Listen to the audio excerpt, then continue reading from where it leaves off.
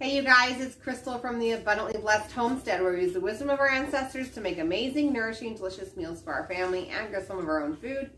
Today's video is going to be a shorter video. I had a comment come in from Carissa. She wants to know what supplements I'm still taking now that I'm not pregnant. And I'm kind of at a standstill with my teeth, waiting to get in with that biological dentist. And we're on full gaps. So, first of all, I just wanted to say that I don't take all of these things every single day. I actually have learned how to muscle test myself to see my need for each one of these supplements. If you don't know how to do that, I'm going to try and put a link down below with an article about how to train yourself to muscle test.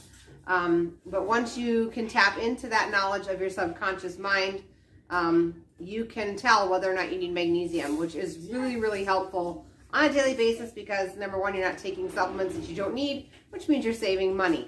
Okay, so the first things that I usually muscle test for, and I usually need magnesium every single day. So this is the magnesium that I take. It's by Seeking Health. Magnesium Plus with B6. This is sold on Amazon, but I don't buy from Amazon. I actually buy this through a link from my naturopathic doctor. Next thing I also test for and basically need every day is iodine. This is a IODOROL, 12.5 milligrams. This comes with a warning. If you are not on iodine, you sure need it, but there is a whole protocol on how to start iodine so you do not get really sick. Usually people are so desperate to feel better, they start themselves on iodine, and then there's a massive flush out of things like bromide, which can make you really ill. So please look into it before you just jump on to taking IODOROL or any form of iodine. Usually you start with drops, but please, like the book, The Iodine Crisis by Lynn, look into that. It has an entire iodine starting protocol.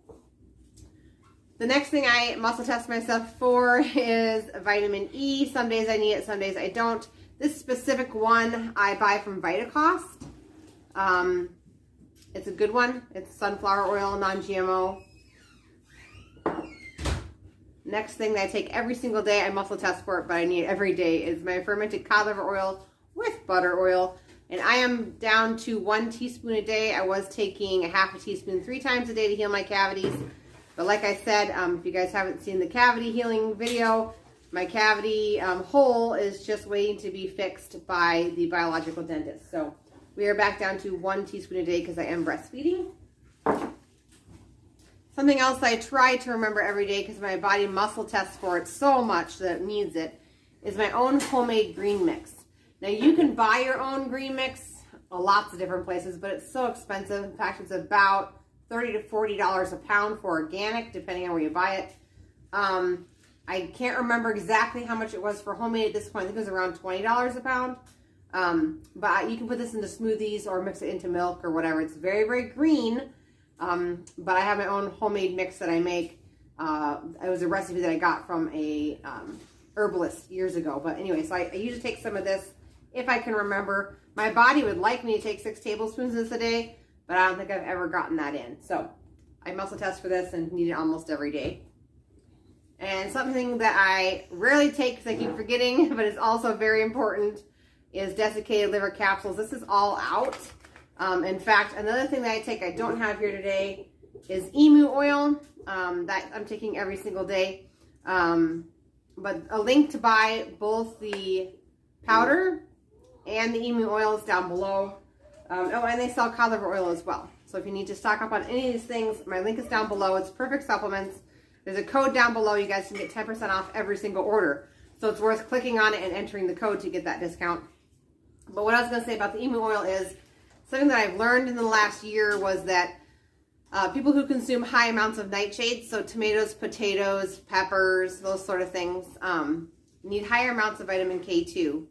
And that's because those foods actually deplete the body of vitamin K2. So now that we're on the full gaps diet, I've tried to reduce the consumption of nightshades because obviously we can't have potatoes, but you can have tomatoes and you can still have peppers.